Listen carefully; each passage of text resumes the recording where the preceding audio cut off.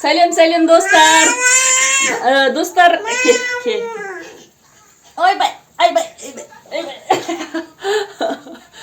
Ал. Привет дендер, ал. Привет дендер. Привет де, ай. Привет дендеші мына жаққа. Привет. Болды, түсеміз жерге. Давай. Сәлем достар. Мен бүгінгі влогым тағы да бастап кеттім. Наурыз мейрамдарыңыз құтты болсын, ақ мол болсын. Бүгін сіздермен тағы да мына киімді үтіктеп тастайын дедім. Осыған қолым жетпей жүрген ғой. Ертең, ар күні, бүрсі күні деп кел. Тура видеоны қосқан кезде бұлар бастайды. Ма, мяу. Ана мяуыңда ба. Отбасыларыңызға бақыт, береке, бірлік тілеймін, денсаулық тілеймін. В общем, бақ-дәулетті болыңыздар, ақ мол болсын. Е? Деші? Бақытты болды. Айтшы. Бай болды. Бай де. Өше елмасай балам. Шаш қысқа қыстадық. Я. Болды. Барыңдар мен тірліксен бар. Болды. Кел, ой жаным. Кел, сен айтасың ба? Ал. Привет де. Онда мен тірліксен болып барыңдар. Нағыра піш болады. Қазір. Успокоительный бар ғой өзінің. Меме деген. Соны беріп қойдырдым ғой. Бүгін осындай не видео түсіріп тастайын дедім. Әрі тірлігін тастайын дедім. Ішінде су бар екен. Фильтрованный су құямын ағанша өтікке. Аты бітеліп қалады ана. Вообще андай су құймаймын краннан. Осыған қолым жетпей жүрген айтпесем сезоны ғой киетін. Ертең үтіктем, ары күні үтіктем деп, мынау что-то маған вешалка ұнамай тұр. Вешалкасын ауыстырып тастай.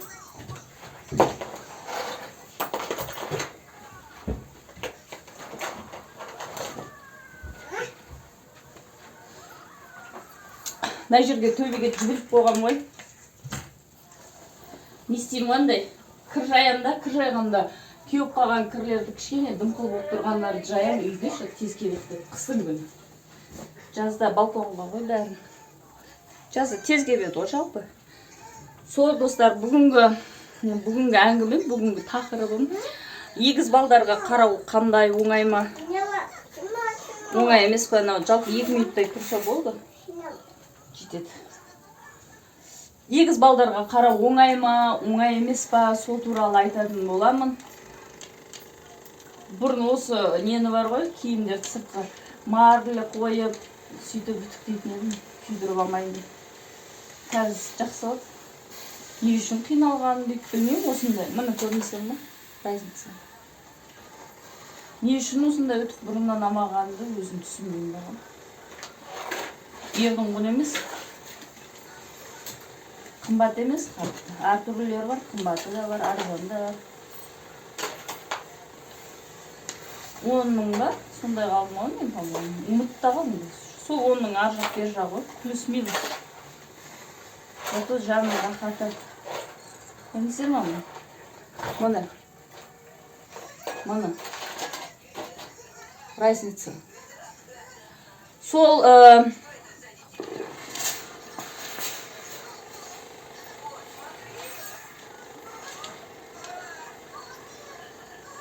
бала шағамды егіздерді баққан өте қиын. Әсіресе негіз кейде бір бала 10 балаға татитындай болады, 10 бала бір балаға татитындай болады ғой өзі. Менің балдарым гиперактивный, өте гиперактивный, ұйқы жағынан да проблема. Әлі күнге дейін. Кеше көрдіңіздер ғой түсірген видеомда.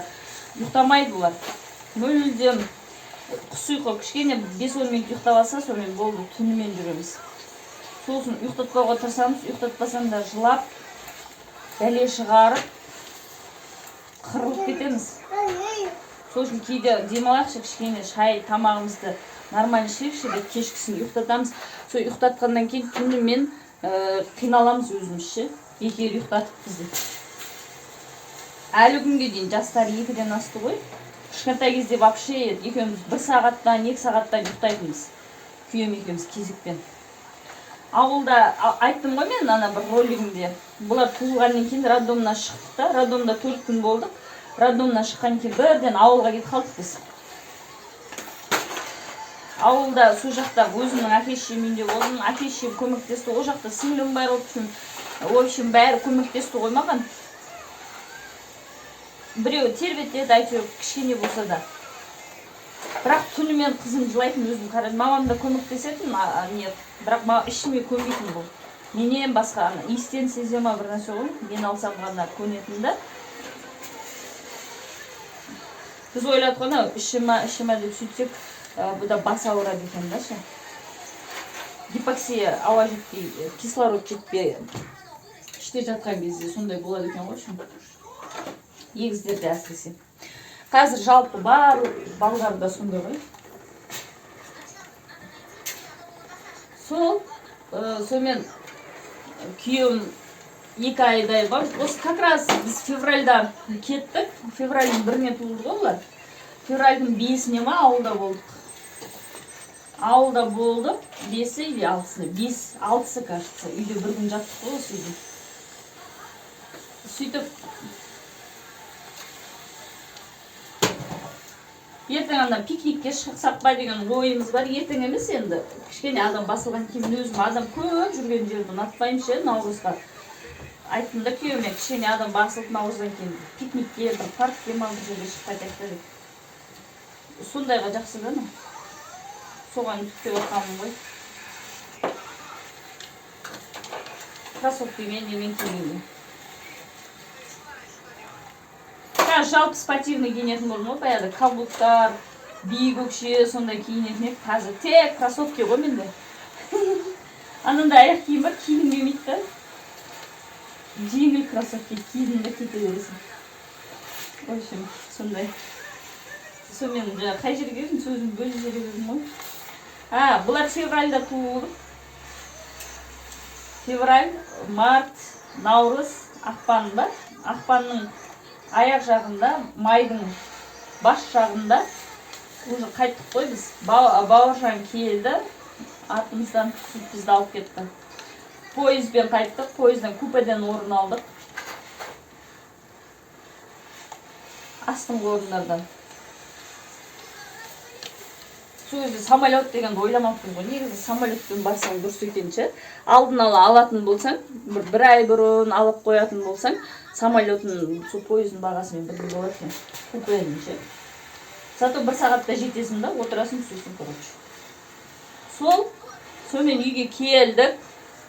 Запись болып отыр ма? Қарап қойайын. Сайрап отыр. Содан басталды ғой бүкіл қызықтың бәрі басталды. Екеуміз бүйтіп көп ұрса бермейтінбіз. Екеуміз бір-біріміздің бетімізге қарап шаңымызды үктеп отыратын едік қой. Мен деген оның аяғына маникюр істеп, педикюр істеп берем, маникюр істеп берем. Бүкіл көңілі соған бөлінетін еді ғой меніңше. Шашын өзім алам, көзін жуындырам даже. Күйеуім енді жақсы көргеннен кейін бәрін істейсің. Жақсы көретіндер болса мені түсінеді ғой. Ода тұрған ештеңе жоқ деп ойлаймын. Ол да маған массаж істеп, бір-бірімізді қатты күтетінбіз. Сол балдар туылғаннан кейін бүкіл көңіліміз осы балдарға ауды да. Бауыржан қалды ғой жайында. Содан бұл деген жұмыс істеп жүр, ұйқы дұрыс емес, ауыратыны бар, жылайтыны бар. Сонымен жұмысқа да дұрыс шықпайды. Істемесе тағы болмайды, аштан өлесін. Білесіздер ғой, қалада бір күн жұмыс істемесе, аштан өлесін. Анау боғмұрындар, кеше келген боғмұрындар біреудің арқасына асылып отырып, мойнына асылып отырып, бізге ақыл айтады. Жинамайсыздар ма? Үйтпейсіздер ма? Бүйтпейсіздер ма? Деп өзі өмірінде квартирада тұрып, өз қара басын асырап көрмеген да ше. Бізге ақыл айтады да. Айналайын, сен бірінші квартирада тұрып көр да, Алматыға кел, квартирада тұр, істеп жүрген жұмысыңды істе, тиын тебен алатын. Сөйтті тұрып көрсейші. Сосын бәрі ақыл айтты сен, отырып алып. Мұрныңның боғын ағызып алып, еще маған ақыл айтты. Қазір қазіргі заманда біледі ғой, осы квартирада тұратын адамдардың бәрі біледі. Киетін киіміңді, тамағыңды әйтеуір сөйтіп нормальный, достойный тауып, нормальный тамақ жесең, соның өзіне мәз болып жүресің. Альхамдулилля, рас екен, балам. Шүкір болсын. Біреудің үстіне мойнына асылып алады, аяқтарын салақтатып салып алады да, сосын отырып алып біреуге ақыл айтады, сол күйтіп кетесің де сондайларға ше. Өзімді ұстай алмаймын, бытшын шығарып тастаймын ғой, просто айтып тастаймын ғой. Кейін ойлап қаламын, бекер өйтіп артық айттым ау деп, бірақ енді сондайға жеткізеді да олар, отырып алып ақыл айтып, ой біз үйтіп жүреміз, бүйтіп жүреміз, қорықпаңыз, бүйтіп жүреміз деп. Мен неме, сен осы уақытқа дейін сенің арқаңда өмір сүріп келген бе? Сенсіз ақ жүрдік, сенсіз де өтеміз. Маған бір бәле істеп беретін кімсің сен? Сонымен сондай. Су тез қалады, ана паровой болған екенші.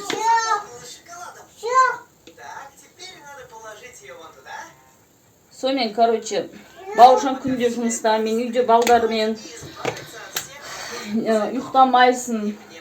Өзіңе мүлде қарамайсың, тек осы жасқа дейін өзіңді, өз жағдайыңды істеп, өзіңді ойлап үйреніп қалғаннан кейін өте қиын болады екен ше. Эгоизмді бәрі бар ғой енді ана жерде ше. Шынына келгенде шаршайсың, қатты шаршайсың. Сосын менде андай жоқ, айқайлап, жылап, деп эмоциямен шығарып тастау ше. Ондай жоқ, ішімде тыңдаймын да, ішімде тыңдағаннан кейін жаңағы нерв бұзылады да ше. Сөйтіп өтті ғой күндер, міне әлі сөйтіп келе жатырмыз. Бізде ешкім жоқ көмектесетін. Бір күн әкелмен қарап берейін деп ана ата-енесі қарап отыратын адамдар бақытты ғой негізі ше. Солардың да қадірін білмейтіндер бар. Ой, енемен тұру оңай ма, атамен тұру оңай ма деп. Оңай емес, мен айтпаймын, оңай деп. Бірақ әйтеуір солар қарап жұмысыңды істеп, көңілің бөлініп, сыртқа шығып жүрсің ғой деймін да. Біз сияқты азың ештеңе. В общем, адамға ештеңе жақпайды ғой не керек. Адам ештеңеге довольны болмайды екен. Соған өзіне жеттім мен өзімнің ше. Осы балдар туылған кезде, ойбай, Құдай-ай, бере қойшы бала, басқа нәрсе сұрамаймын. Осы бала берсең болды, бітті деп. Қақтан адам тоймайды. Енді сұрап жатырып қой басқа нәрседе. В общем, біз тоймаймыз ғой, сұрай береміз. Еще артық сөйлейтін кезде болады, кейде ашуланған кезде ше. Атеге маған үстіп қойдың ба деп. Сынап атсың ба деп. Ана балдар қинап жүреді ғой сол кезде. Адам пенде болған екен, пенде сондай пендешілігін жасаймыз ғой, енді олсыз да болмайды. Сосын Құдайдан кешірім сұрап қоямын, Құдай артық сөйлеген, тіліммен сөйлеген, қолыммен істеген, аяғыммен істеген нелерімді кешіре көр деп ше. Солай. Осыған да шүкір дейді. Жұрттар 5-6 баламен, енді сондайға арналған адамдар болады, олардың да балдары өз анандай момын болады негізі ше. Сосын да туа беретін жайлы болады. Біз ондаймыз гиперактивный. Бізде енді экода ең шустраларын таңдап алады ғой. Сол үшін де не болады? Қолым тап кетті ғой. Сол үшін де андай болады, гиперактивный болады. Миллиондаған жаңа ұрықтың ішінен ең шустраларын таңдайды ғой. Содан шығар мүмкін. Одан кейін ақылды. Бәрін біледі, бәрін. Уже санау біледі. 2 жаста ғой балдарын. Санау біледі. 5-ке дейін санайды. 1, 2.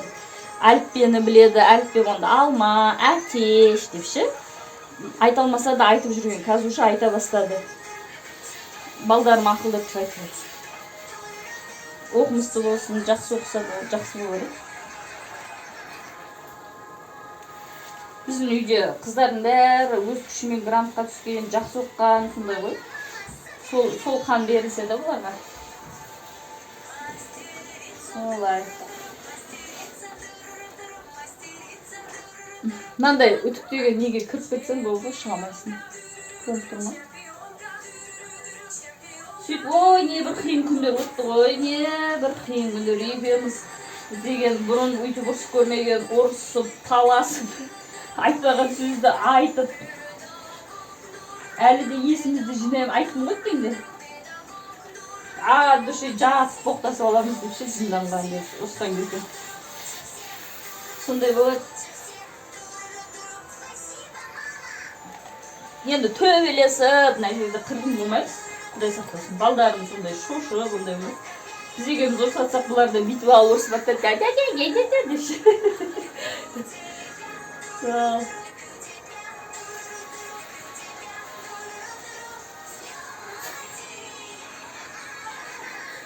Бізде ішпейміз. Ондай проблема жоқ, құдай сақтасын.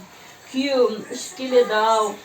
Күйеуім қазір қайда жүр екен, кіммен жүр екен, жолдастарым қанша рет шақырып қойған, вообще шақырмайды қазір. Мен айтам, барсай, барып қайтсай, біраз отырып, кішкене не қайт, мен жоқ демеймін саған. Жоқ дейді, бармайды. Жұмыс, үй болды. Осы жүргенімізге 10 жыл болды ма? Бір рет осы қайда екендерді іздеп, қашан келеді екен, мынау деп. Жоқ, құдай сақтасын. Ондай вообще жоқ. Үйге қарай жүгіреді, жұмыстан шыға салып. Еще анау продукт бір нәрсе алып кел десең таппай біраз жүріп қалады ғой. Жарты сағат кешігіп, 1 сағат кешігіп қалады, соған мен қайда жүрсің деп қырғын шығарамын ғой. Қаңғыбас. Ол ана не памперс жоқ екен ана жерде, басқа жерге барып үйде түсіп айтып ақталып жатады. Сөйтіп қызық. Екеуміз бірге көріп келе жатырмық қой енді. Бірге сұрадық, конечно, өзіміздің балдарымыз, өзімізден басқа кімге керек бұлар? Ешкімге керек жоқ, құдай сақтасын. Осыларды әйтеуір жеткізіп аман есен. Ұлымызды ұяға, қызымызды қияға дейма, қондырып, осыларды немере көріп, осылардан сол ғой, арман сол. Осыларды ешкімнің қолына қаратпай, ешкімге жәутеңдетпей, өзіміз өсірсек. Жалпы балдардың еркелігін несін ата-анасы ғана көтере алады, басқа ешкім көтере алмайды. Басқа ешкім көтере алмайды. Алла тағала басқа салмасын. Ананы баламен, баланы анамен сынамасын дейді ғой, аман болады. Бұрын онша өмір туралы онша не етпейтін. Жас кезде тем более ғой, мен өлсем өле салам деген понятие еді ғой. Маған похи деген ана бала айтады. Сондай понятие еді ғой. Ал қазір Құдайдан сұрап отырасың, Құдай, осылар жеткізейікші, осыларды аман есен аяқтан қояйықшы, ешкімге қаратпайықшы деп. Құдайдан сұрайсың. Сол қатты мұж болып кеткен ғой, балконға шығарып тастағым жоқ, кеткен мұжырап. Негізі шифонерде тұратын. Толып кетті ғой шифонерде. Солай. Екеуміз бірге келе жатырмыз ғой. Құдай қуат берсін, денсаулық берсін, қалғанның бәрі болады, дымдаймыз қалған. Үйде болады, жайда болады. Зәулім сарайда болады. Басты сол емес, басты денсаулық болсын. Сосын бәрі болады. Мен де жұмысқа шығамын. Балалар біраз өскеннен кейін. Алладан сұраймын ғой. Дәрежемізді өзіңе ғана анандай, қалай айтсам екен, мұқтаж қылатындай дәрежеге көтерші деп. Сондай хадис бар ғой. Солай тілесең, Алла тағала басқа ешкімнен сұратпайды, тек өзіңнен сұрататындай қылады екен да. Дәрежеңді сондай жағдайға дейін көтереді да. Сондай жағдайға көтерші дәрежемді деп отырмын. Ат басындай алтын керемет нәрсе сұрамай, просто өзімізге жетерліктей. Мына квартира болғаннан кейін мен баяғыда ремонт жасап, ішінің бәрін зымтып қоятын. Біреудің үйі болғаннан кейін неттім деген емес, бірақ таза жерде тұрғаннан кейін таза жерде тұрғым келеді да. Мынаның бәрі бар ғой, ескі абой болатын, андай қағаз абойшы, жууға да келмейтін, ескіріп жыртылып кеткен. Ол да енді бала шағасымен тұрған ғой, ол кісі де сызып тастаған. Қазір біздің дуалдарға қарауға мүмкін емес, тоже сызып тастаған екеуі. Енді жаз шықса кішкене жылынса тоже бір жақсылап эмульсия демей, сонымен не қыстаймыз. мынауда не өзім істеген мына бәрін қолдан істеген ше мен мынандай губкаге бүйтіп алып бабочка ұқсатып өзім краскілеп өзім бәрін нетіп шыққан. Мынау арттағы картина көресіздер ғана бабочки нелермен тұрған, соның бәрін өзім қолдан істеген мен. Ештеңе болмайтын бұл үйде ескі андай сандық бір нәрсе болатын бәрін шығарып тастаған, ескі шифонер сондай. В общем, әйтеуір білмеймін, ескі үйді ескіні істеп есің кетеді дейді ғой, қанша жинап жуып тазалап жатсаң да көрінбейді. Сәл жөнделіп қалады, бірақ бүйтіп әдемі болып көрінбейді да. Если өзім үйім болғанда давно евроремонт істеп зыңғып тастайтын едім. Ол маған проблема емес. Қолымнан келеді. Адамдар жалдап істетсем де әйтеуір әдемі қылып қоятын едім. Одан кейін бұл үйлер ескі ғой уже, сносқа кетеді деп қояды 2024 жылы.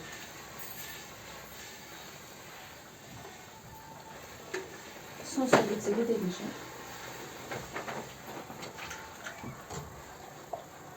Күйеуім айтады да, ой, көшетін болса қиын болатын шығар дейді, ана зат көп дейді. Кедей болса көшіп бол деген сияқты ше. Мен айттым да, көшетін болсақ тек өзіміздің үйімізге көшеміз дейді да. Сөйтсем, аумин деп қояды да. Көшетін болсақ тек өзіміздің үйге көшеміз дейді. Біз бұл жерде тұрып жатқанымызға бір Алматыға қашан келіп, Алматыға кейін екеуміз анау жоғары жақта Әл-Фараби көшесінде жер үй жалдап тұрып, үлкен жер үй 90 мыңға. Ол кезде ол 40 ақша болатын, 90 мың деген әйел. 4 бөлмелі үй жалдап тұрғанбыз, нан жабамыз, тандыр нан жабамыз, өзбектер алып келеміз деп. Со, жүр. Аяғына кіреді мынау, ата-ана оқиды. Ал.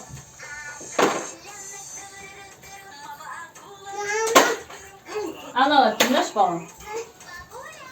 Сөйтіп тандырнан бізден басқаның бәрі жабады қазірші, біз ғана жаппаймыз. Қалды сол үйде. Ана жолдас балам бүйтеді, мына жолдас балам бүйтеді деп. Мен айтамын да, ешкімге сенбе.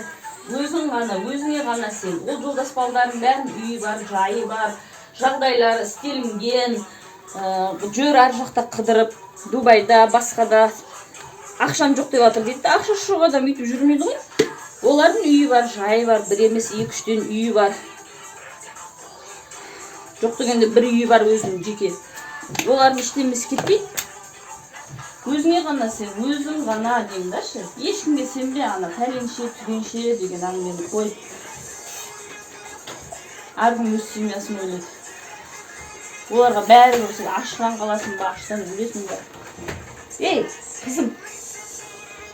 Жоқ, оны мен жаман дегім кетіп тұрған жоқ, жолдас балдардың бәрі жақсы, просто дұрыс қой енді өмірдің заңы. Қазіргі заманда не то, что жолдас бала бауырыңды қарамайды. Әркім өз жағдайын істеп үйіліп жатқан заман ғой. Сол бүкіл ненің бәрін ана дүниеге алып кететін шығар енді. Жалпы айтып жатырмын мен адамдарды. Дүниенің артына түсіп кеткен. Көп қой дейді. Басқа бір анау Турцияға пожертвование істеп ақша беріп жандар ашып жатыр да, бірақ өздерінің анау туысқандары қиналып жатса оған қарамайды да ше. Бірінші өзіңнің туысыңа, өзіңнің жақыныңа істе деген ғой жақсы. Одан артылса көршілеріне, одан артылса жаңағы солай кетеді ғой, өзінің пункттары бар ғой, оның да өзінің орны бар ғой, бет алды. Сол үстіп жүріп біз өзіміз садақа беріп сөйтеміз. Анандай ауру сондай балдарға. Ондай нәрсені айтпайды дейді ғой, енді білмеймін. Айтса да ештеңе бермейдінші. Садақа деген жалпы жақсы ғой, көп бәледен құтқарады дейді. Болайын деп жатқан, мысалға авария бір нәрсе болайын деп жатса, бір нәрсе сондай жаман нәрсе жазылып тұрса да, садақа берсең Алла құтқарады дейді ғой, сондай жамандықтарды. Сол үшін садақа беріп тұрыңыздар. Садақа ол парыз, міндетіңіз. Жағдайыңыз жақсы болып жатса, өзіңізге жетіп жатса, садақа беру ол парыз, әрбір мұсылманның парызы. Енді оған міндетті емеспін, жұмыс істесін деген әңгіме ол дұрыс емес. Шынымен кім нуждается, да? Кімнің жағдайы нашар, бала шағасы көп, мысалға киінетін киімі жоқ, жейтін тамақ жоқ, сондайларға берген өте сауап болады. Бұл дүниеде де, ана дүниеде де ескеріледі ғой садақа деген. Сол.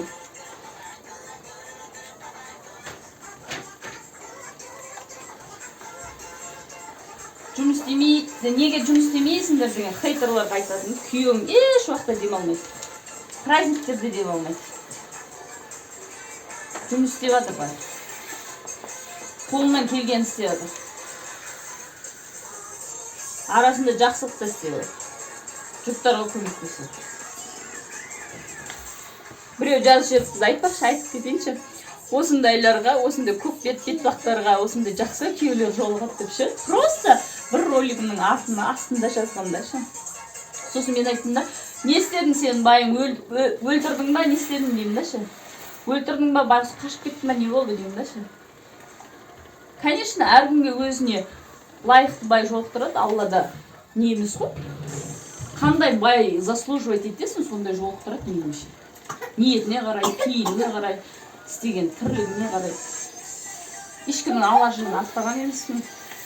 Ешкімге жамандық жасаған емеспін. Менің де бір заслугам бар шығар.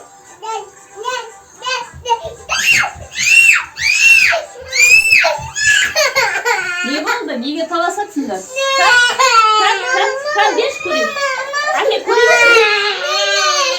Ай, берем.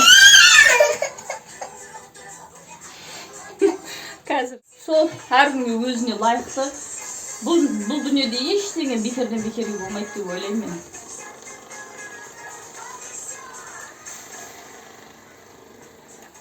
Ештеңе бекерден бекерге болмайды деп ойлаймын.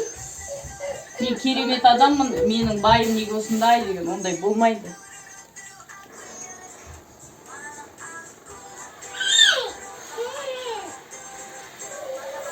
Мен әр уақытта шындықты айтамын, мінезім жаман болса да, не болса да, әр уақытта жаңағыдай ешкімге кел, жамандық істемеуге тырысамын, наоборот, көмектескім келіп сол нетіп тұрамын. Может, сол мінезімнен де Құдай берген шығар маған деп ойлаймын да енді.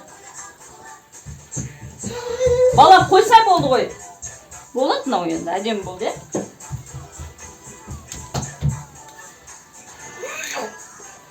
Балапан, ай көркем жылай бермеш. Кел, жан.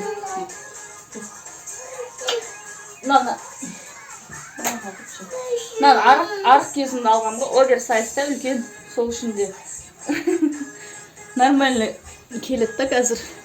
Киімді негізі оверсайз алу керек екен. Келесінде қанша киім симай қалды ғой.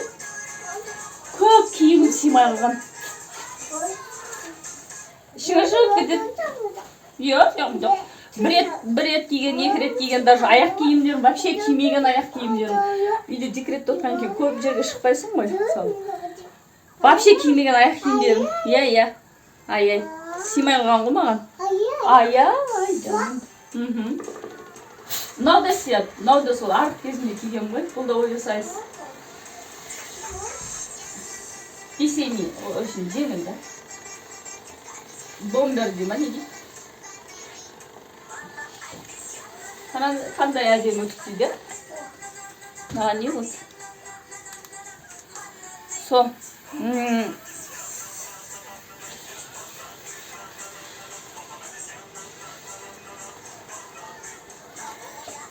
Осы менің тірлігім. Жуу, киім үтіктеу, тазалау. Жаңа басында айтатын әңгімемді ұмытып қалдым, не айтқаншы. Сәл не қыл, есі кіргеннен кейін басылады. Сәл шыдай есі кіргеннен кейін басылады деп келе жатқанға 2 жыл болды ғой. Мен айтамын да, бұлардың есі кіргенше мен есім шығып кететін шығар деп.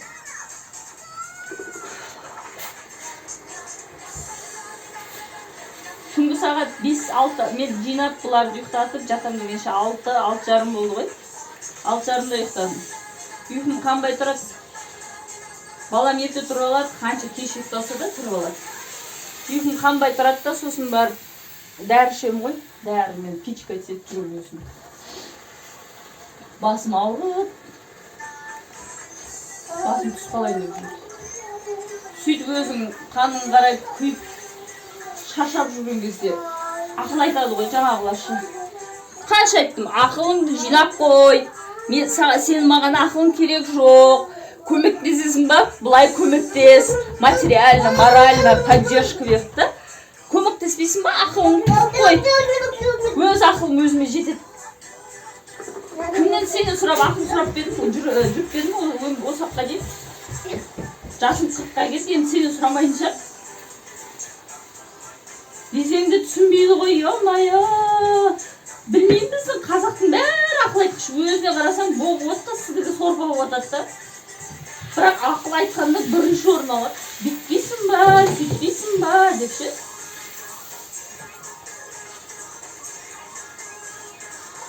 Мен бір жүру керек болғаны, бір кигеннен сәл андай не қапты. Бірақ бола береді нормально. Мұны көрдіңіздер ме қандай әдемі?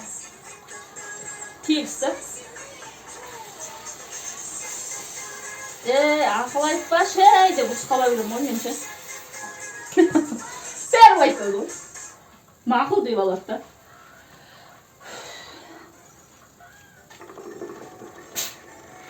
Бәрі біліп болған ғой, білмеймін.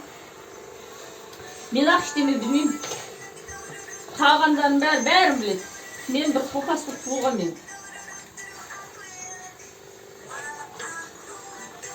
Тағы маған айтады. Сен бақыттысың ғой, күйеуің жоқ деп. Мүмкін сол бақытты өзім тапқан шығармын, иә? Заслугам бар шығар. Или мен жүгіріп барып, бұл мен кел сені ала қалам деп мен бұған тие қалған сияқты да. Күйеуіміз екеуміз жеттік қой. Осы балдарға да әйтеуір жүгіріп ары беріп. Ешкім білмейді ғой менің қандай неден өткенімді ше. Білмейді, сөйтіп алып ақыл айтады ғой. Ақылдарың өздеріңе айналайын деп. Дұрыстап тұрған жоқпын ше. Мәжеқа бүкіл табарым болмасын ашық екен сол. Сол достар, әңгіме солай. Наурыздарыңыз құтты болсын. Дастархандарыңыз мол болсын. Берекелі болсын. Еш уақытта қиналмаңыздар. Әрбір қазақ қиналмасын. Әрбір қазақтың басында баспана болсын. Әрбір қазақ бақытты болсын отбасы. Әрбір қазақтың отбасы бақытты болсын. Кім үй алса да, кім жақсы байыса да қуаныштымын. Шын айтамын. Бізде сонда осындайға жеттік деп қуанып отырамын. Іш тар болмау керек, іш тарлық деген ол жақсылыққа апармайды. Кем болсаң кем болмайсың деп бекер айтпайды. Осы Инстаграм, тиктоктар бары ақтарып отырғанда көресің ғой, андай үй алып атырып кетеді деп. Қуанып қаласың. Танымайтын бөтен болса деші. Молодецтер. Анау кім бар ғой, Ырысбала Икрамбай деген ше. Сол алып беріп жатыр ғой. Қазақтар жиналып, ақша тастап жатыр ғой, тастап. Бізде барып дейді арасында. Сол кезде алып беріп жаңағы жесір әйелдерге, бала шағасы көп әйелдерге алып беріп жатады ғой. Жылап отырамын ғой боздап. Қуанып. Жақсы болды ғой деп. Бір адам, бір отбасы болса да қиындықтан құтылды ғой деп ше. Сондай болу керек деп ойлаймын, әрбір қазақ сонда ел боламыздар. Бір-бірін көремай, аяқтан шалып отырған дұрыс емес деп ойлаймын. Мен күйеуіміз андап жатыр ғой, жұтта қазір айладым. Не алам деп жатқан шығар. Білмеймін даже, 8 болды күйеуім келген жатыр. Не тамақ істерін білмеймін. Тамақ деп күнде не істеймін деп шаршайсың бар ғой.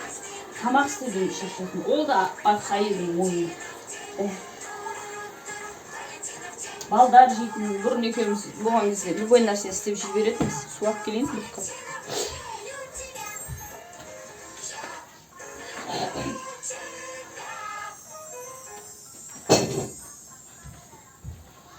Бұрын екеуміз болған кезде кез келген нәрсе істеп жіберетінбіз.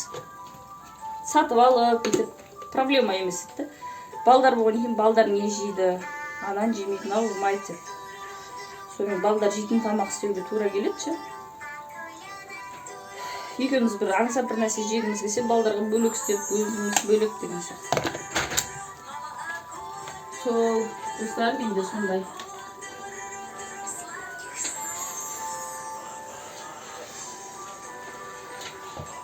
жайлап дамып келе жатыр. Тегі 3000-ға жеткізе алмай қойдым. 3000-ға жеткізіп тастайықшы. Видеомды таратып, рекомендовать етіп, WhatsApp арқылы таратып жіберулеріңізді сұраймын. Бірақ ешкім не қылмайды, айтасын бәріне. Бәріне пофиг да пофиг. Маған пофиг деген әңгіме. Осы тақырыбын бүгінгі немнің тақырыбын маған пофиг қыламын ғой деймін.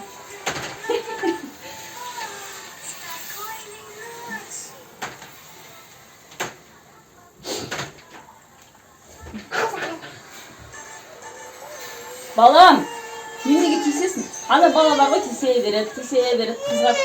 Қазір орамын оны, бер, Айгөркем қол, бер. Сенікі анау сенікі.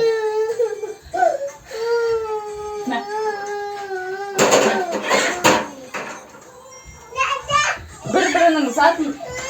Бұл Айгөркем қол қатырасың ба? Бұға сенікі, ма?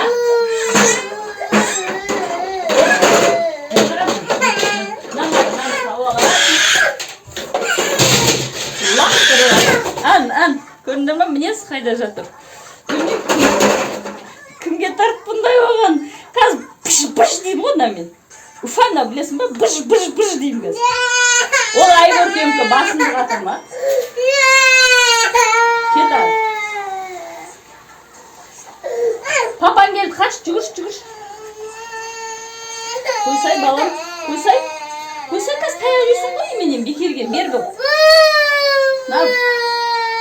Роликті әдемі бітірем десем концерт құрады ғой. Қазір. Достар, осымен бітірейін роликті бәме дейтін ұрбей. Сау болыңыздар, сәлематта болыңыздар, аман болыңыздар. Ауырмаңыздар, жазылыңыздар, лайк қойыңыздар. Пока-пока.